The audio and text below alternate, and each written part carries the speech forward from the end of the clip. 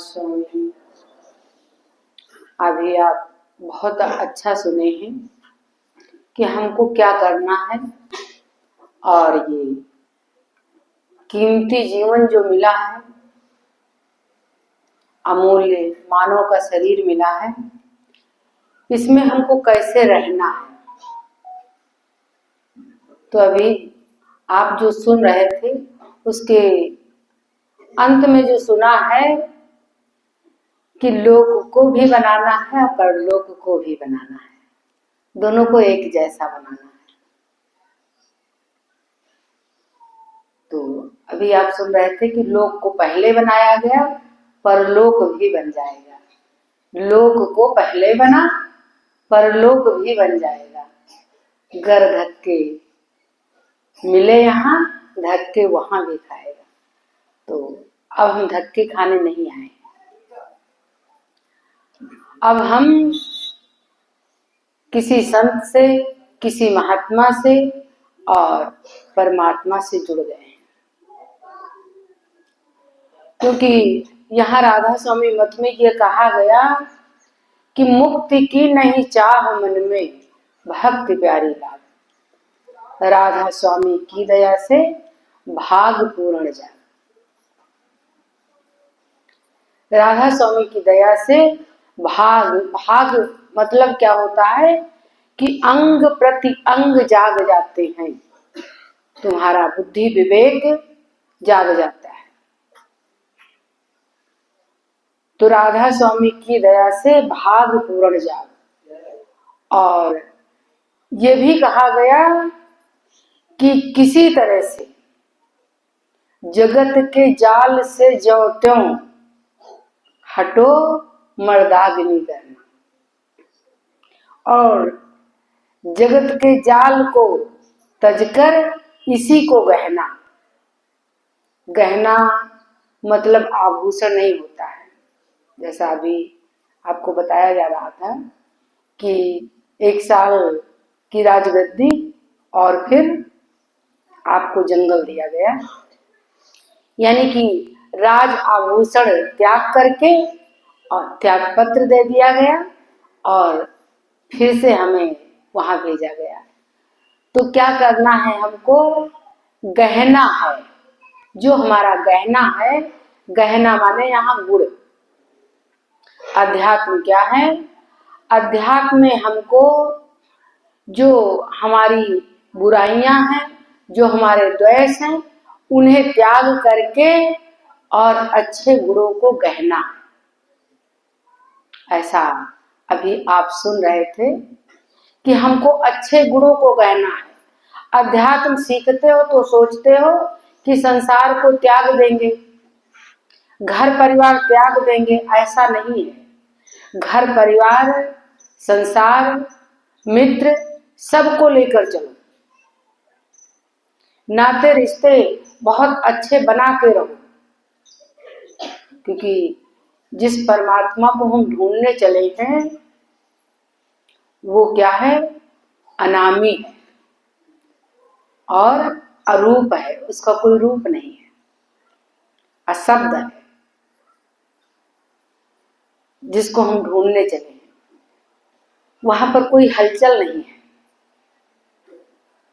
और हम क्या करते हैं? जब उसको ढूंढने चले हैं तो वहां पर क्या? हमारा प्रेम, हमारी निष्ठा, हमारा विश्वास दृढ़ होना चाहिए कि उसे हम पा जाएंगे। अब तो हम आ गए हैं। ये हमारा जो मानव मंदिर है, ये हर समय पवित्र ही रहता है। इसको हम अपने क्रियाकलाप द्वारा, अपने कर्मों द्वारा गंदा करते हैं और फिर सोचते हैं नहा करके पवित्र हो जाएंगे। गंदा हम ही करते हैं इसको, और इसको मल मल के हम धुलते हैं, फिर गंगा में नहलाते हैं और तब भी पवित्र नहीं होता है। क्योंकि पवित्र तो हमको करना है, हमको द्वेष दुर्गुण हमको छोड़ना है। हमने इसको अपवित्र कर दिया है। तो हमको, यह हमारा मंदिर है पवित्र, हमको अपने वापस लौटना है, अपने अंतर में लौटना है, अपने आप में हमको वापस लौटना है। यही सब कार्य गुरु लोग करते हैं। आप आए तो पवित्र हो, बहुत अच्छा मंदिर लेकर के आए हो, यहाँ पर कुछ भी खराब नहीं है, लेकिन आप इसको दूषित कर देते हो और फिर साफ करते हो पूजा पाठ द्वारा, दान पुण्य द्वारा इसको सही करते हो। तो मेरे प्यारे प्यारे बच्चों और भैया लोगों, क्या करना है, हम बहुत पढ़ते हैं, बहुत पढ़ाई कर लेंगे, किस लिए? कि हम धनी हो जाएं। बहुत पढ़ाई से भी हम धनी नहीं हो सकते। हम बहुत सुबह से शाम तक बहुत मेहनत करते हैं, इससे भी हम धनी नहीं, करोड़पति नहीं बन पाएंगे। इससे हमारा खर्चा चलता रहेगा। हम बहुत कुछ करते हैं, यहाँ किसी का कुछ ले लेते हैं, ठग लेते हैं, और हम सोचते हैं ऐसा कर लेंगे तो धनी हो जाएंगे, ऐसा कर लेंगे तो धनी हो जाएंगे। लेकिन बताया क्या गया कि धनी हम कब हो पाएंगे? जब उस एक से जुड़ जाएंगे, उस परमात्मा से जुड़े रहेंगे। क्योंकि यहाँ पर भक्ति की परिभाषा रख दी गई कि मुक्ति की नहीं चाह मन में, भक्ति प्यारी लाग। भक्त माने जुड़ना, उस परमात्मा से जुड़े रहेंगे, उसके साथ रहेंगे तो क्या हो जाएंगे? हम करोड़पति अरबपति हो जाएंगे, हम बहुत धनी हो जाएंगे, इस संसार के राजा बन जाएंगे। किस तरह से? यहाँ पर क्या क्या बातें बताई गई कि एक व्यक्ति को कहा गया कंजूस और एक व्यक्ति को कहा गया मक्खी चूस, वो उससे श्रेष्ठ, कंजूस से भी श्रेष्ठ। और एक को कहा गया उदार और एक को दाता। यहाँ पर हर जगह पे अभी जब गुरु जी अपना अध्यात्म बताएंगे तो आपको 4 बातें बताते हैं, और जब यहाँ लोक की बात करते हो उसमें भी 4 बातें होती हैं, 3 के परे जाना होता है। और जब इस संसार की बात करने आते हो तब भी वही बात होती है। और जब करोड़पति बनने की बात आती है आपके, क्योंकि हमारे बच्चे करोड़पति बने, क्योंकि माँ जैसी ममता कहीं नहीं होती है और पिता जैसा आकाश कभी नहीं देखा होगा। तो इसलिए पिता जैसी क्षमता और माँ जैसी ममता कहीं नहीं होती है। तो जब हमारे बच्चे आते हैं तो हम सीधे चाहते हैं कि हमारे बच्चे करोड़पति हों। तो उसके लिए क्या करना होता है? एक कंजूस व्यक्ति होता है जो क्या करता है? खाता है खुद का। ये हमने कमाया है तो हम नहीं खाएंगे, और कौन खाएगा? हम खाएंगे। खुद कमाता है और खुद खाता है, खुद पहनता है, खुद अपनी गाड़ी में चलता है, वो कहता हम कमाते हैं। वो क्या है? कंजूस है। और एक व्यक्ति है, उसकी हम व्याख्या नहीं करेंगे, बहुत बढ़ जाएगी। और एक व्यक्ति है मक्खी चूस। कार तो खड़ी है लेकिन चलता है पैदल। क्यों? उसमें तेल डालना पड़ेगा। वो खाता भी नहीं है और खिलाता भी नहीं है, पैसे बैंक में जमा करता है, पैसों का चौकीदार, जीवन भर पैसों का चौकीदार बना रहता है और पैसे छोड़ करके बच्चों को बिगाड़ करके चला जाता है। क्यों? क्योंकि बच्चे जानते हैं हमारे पिता ने बैंक में बहुत पैसा जमा कर दिया, हम क्यों कुछ काम करें। तो उसकी कैटेगरी क्या है? जो खाता भी नहीं है और खिलाता भी नहीं है, केवल कहने के लिए वो धनी है, वो है मक्खी चूस, उसको मक्खी चूस कहते हैं। और एक व्यक्ति उदार है, जो खाता है और खिलाता है, उसको कहते हैं उदार। खाता भी है और खिलाता भी है, किसी मजबूरी के कारण नहीं कि हमारे यहाँ कोई अतिथि आ गया तो हमारे पास मजबूरी नहीं, उसे खुशी मिलती है, वो उसी में खुश है। कोई खा के खुश है और कोई खिला के खुश है। तो उसको खुशी किस चीज में है? खिलाने में, किसी को देने में। और एक दाता है जो देता ही देता है, खुद खाए चाहे न खाए, खिलाने में और देने में, खुद पहने चाहे न पहने, उसे देने में आनंद मिलता है। तो क्या है? वो इस संसार का राजा है। उसको कहाँ रख देते हो? दाता एक राम, भिखारी सारी दुनिया। दाता को उस राम की क्वालिटी में रख देते हो कि दाता एक राम। तो प्यारे प्यारे बच्चों, जब आप देखे होंगे, हमारे बच्चे नहीं, हम लोग देखे हैं, बहुत पैसे लोग कमाते हैं और तनख्वाह आती है और जो जो भी खर्चे हुए होते हैं वो तनख्वाह बट जाती है और फिर पूरा महीना हाय हाय चिल्लाते हैं कि पैसे नहीं है, पैसे नहीं है, अब ये काम कैसे हो, अब ये काम कैसे हो। क्यों? क्योंकि खुद खाते हैं, खुद पहनते हैं, तो पैसे पूरे नहीं पड़ते। इसलिए गुरुओं ने क्या कहा? जब उस परम पिता परमात्मा से जुड़ जाते हो, उस मालिक से जुड़ जाते हो, उस अनंत से जुड़ जाते हो, जो अनंत है, परमात्मा की परिभाषा रख दी गई, जो अनंत है उसका अंत नहीं होता है। जब अनंत से जुड़े होते हो तो वहां अंत नहीं होता है। अखंड से जुड़े होते हो तो कोई खंड नहीं होता है। तो क्या रख दिया गया कि जो पैसे कमाते हो, 100 रुपये कमाते हो, कोई जरूरी नहीं है 1 पैसा 1 रुपया नहीं कह रहे हैं, 1 पैसा उसमें से निकाल करके रखो और एक एक पैसा, अब ये सोच लो कि 100 रुपये में आप कितने रुपए कमाते हो, उसमें एक एक पैसा निकाल करके रखो। जितने पैसे हो जाएं वो कहीं पर, किसी स्थान पर, किसी गुरु द्वारा लोगों के उपकार में लगा दो, कहीं किसी जगह खर्च कर दो, तो क्या होगा? करोड़पति की संख्या में आ जाओगे, दाता की संख्या में आ जाओगे। और जब तक मन हाय हाय करता है तब तक पैसे नहीं आते हैं।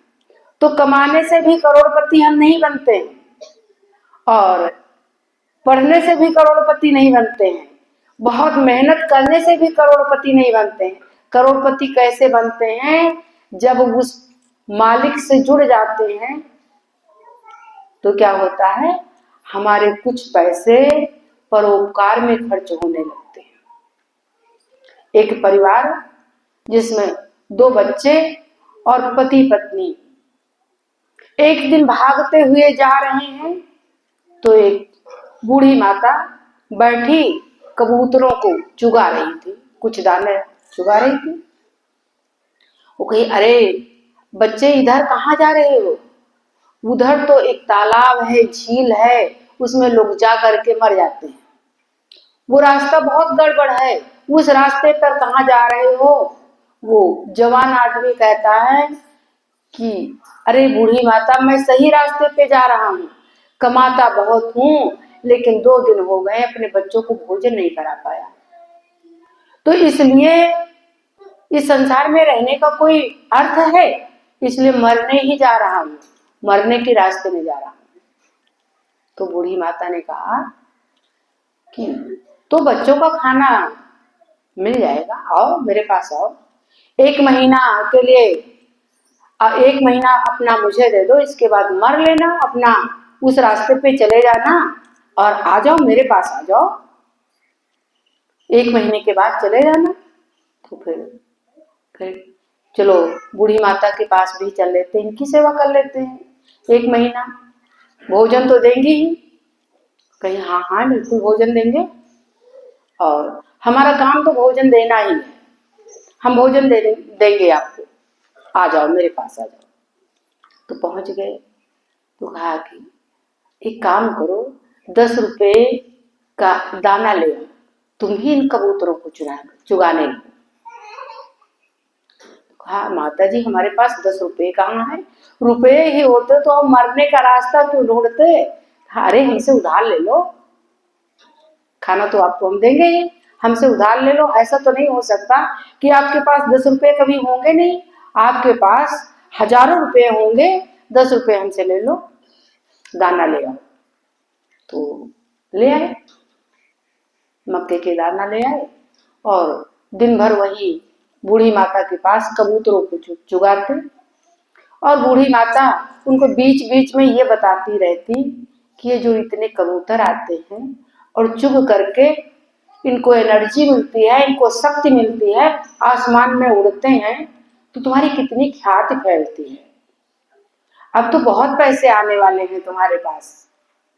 और ये जो मनोभाव था उनका, वो भरते भरते तो वो वहां तालाब के किनारे बैठी थी।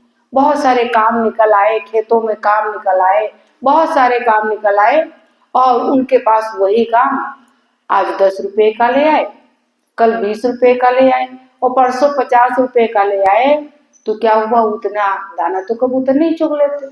तो फिर उसी दाने को फिर से दाने का काम कर लिए और दाना बेचने लगे, लोगों को दाना देने लगे। और जब 1 महीना हुआ तो कहे माता जी अब तो मेरा काम चल गया है, तो क्या करें, अब मर के क्या करेंगे? कहा हाँ कोई जरूरत नहीं है मरने की, मरने की क्या जरूरत है। अब तो आप उस परम शक्ति से जुड़ गए हैं जो कबूतर खा करके हवा में उड़ रहे हैं, ऊपर आसमान में जितने ऊंचे जा रहे हैं उतने ऊंचे तुम्हारे पैसे जा रहे हैं। अब तो तुम्हें इतना ऊंचा बनना है बेटा, अब अपने घर वापस चले जाओ। तो क्या हुआ मेरे प्यारे बच्चों, जब तक हम अपने पैसों में से कुछ पैसे निकालते नहीं हैं, कुछ पैसे कहीं पर किसी को जरूरतमंद को देते नहीं हैं, तब तक हमारे पैसे नहीं बढ़ते। अब राधा स्वामी मत की बात को सुन लो। जब आपका नामदान होता है तो नामदान में क्या कहा जाता है कि फल भी ले आओ, मिठाई भी ले आओ और जो जो आपको चाहिए पुष्प भी ले आओ, माला भी ले आओ, जो जो आपको चाहिए गुरु को सम्मान कर दो, उसका सम्मान करो। और उसके बाद गुरु कुछ लेता नहीं है, सब वापस करता है। लेकिन करता कितना करके है, जितना देते हो उसका 100 गुना आपको देकर फिर वापस करता है। उस समय आपको दिखाई नहीं पड़ता है, लेकिन जितना देते हो उसका 100 गुना करके वापस करता है। इसलिए जब माला पहनाते हो तो थोड़ी देर 2 मिनट माला पहन करके फिर तुम्हें वापस माला मिल जाता है। अब जहां जाओगे वहां माला पहनाए जाओगे, वहां वहां तुम्हारा सम्मान होगा। तो मेरी प्यारी प्यारी बेटियों बहुओं, ये जो माताएं बूढ़ी माताएं हैं, वो जो भी बच्चे उन्हें मिल जाए उनका सम्मान, उनको प्यार बच्चों की तरह क्यों देती हैं? क्योंकि जहां उनके बच्चे जाएंगे वहां कोई ना कोई सम्मान देने वाला मिल जाएगा। तो बाढ़ है पुत्र पिता के घर में। जितने लोग पैसे कमा रहे हो, जितने लोग इसमें करोड़पति बैठे हो, जितने लोग पैसे वाले बैठे हो, जितने लोग बड़े सुंदर बैठे हो, सुसज्जित बैठे हो, ये तुम्हारे पिता की देन है। अपने पिता को कभी मत भूल जाना, कभी भूल मत जाना कि हम पैसे कमाते हैं, तुम नहीं कमाते हो। ये पिता की देन है। जो आपके पास जो कुछ है, जहां कहीं सम्मान, ममता और प्रेम मिल रहा है, वो तुम्हारी माँ की देन है। जो फैलाया है, जो बीज बोया है, वो किसको मिलेगा? वो बच्चों को मिलेगा। इसलिए ऐसा नहीं है कि जब खाना बनाती हो तो अपने बच्चों के लिए बनाएंगे, खाली अपने बच्चों के लिए बनाएंगे। जो बच्चे हम अपनी मोह से पैदा किए हैं उन्हीं बच्चों के लिए बनाएंगे। नहीं, जितने बच्चे हमें मिल जाएंगे उन्हें हम प्यार से गले लगाएंगे, क्योंकि हमारे बच्चों को प्यार मिलेगा। इसलिए, और वो कहाँ से प्यार मिलेगा? जितनी उड़ान भरेंगे उतना प्यार मिलेगा मेरे बच्चों को। इसलिए जब हम बड़ों से जुड़ जाते हैं, अपने श्रेष्ठ जनों से मिल जाते हैं, इस मंच पर श्रेष्ठ जनों को क्यों बुलाया जाता है? इसलिए कुछ शिक्षा मिलेगी। अभी आपको कितनी शिक्षा मिली? वो तो अपनी मंत्र मुग्ध बातों से हम लोगों का सम्मान करते हैं, लेकिन बड़ा कौन है ये तो हम जानते हैं। बड़ा कौन है? जो बड़ा है वही बड़ा है। झुकता कौन है? जो बड़ा होता है। जो बड़ा होता है वही झुक जाया करता है। जिस फल में, जिस डाल में फल लदे होते हैं वही डालें झुक जाती हैं। तो जो बड़ा होता है वो सम्मान करता है। इसलिए जब कोई सम्मान कर रहा हो, जब आपके सामने कोई झुक रहा हो, तब ये समझ लेना कि वो कोई ऐसा वैसा व्यक्ति नहीं है, वो कोई छोटा व्यक्ति नहीं है, वो बहुत बड़ा व्यक्ति है। जो मुझे सम्मान दे रहा है वो बहुत बड़ा व्यक्ति है। क्या बात है? क्या अर्पित कह रहा? तो वो बहुत अच्छा व्यक्ति है। इसलिए जैसे लोगों से हम मिलते हैं वैसी हमारी बुद्धि, विवेक, करनी, रहनी हो जाती है। और जो ये राधा स्वामी मत का मंच जो है, ये क्या कहता है? करनी करे उपूत हमारा और कथनी कथे वो नाती। जो हमें देख करके कार्य करता है वो हमारा लड़का है, हमारा बेटा है। और जो कथनी कहता है, क्योंकि नाती को ज्यादा कुछ नहीं पता होता, वो कथनी कहता है। कथनी कहे वो नाती, और रहनी रहे वो गुरु हमारा, हम रहने के साथी। जो रहता है कथनी और करनी के परे चला जाता है, वो उस रहनी को उतार लेता है, वो गुरु हमारा, हम रहने के साथी। तो यहाँ पर रहनी में उतारना है। खाली सुनना नहीं है और कथना नहीं है, खाली करना भी नहीं है, रहने में उतर जाना है। जब रहने में हम उतर जाते हैं तो क्या होता है? जितने समय आप जागते हो उतने समय आपकी आंखें खुल जाती। आपको अलार्म नहीं लगाना पड़ता है। जो आप, जैसा आप चाहते हो, जैसा आप दिन भर सोचते हो, वैसे लोग आपके पास चले आते हैं।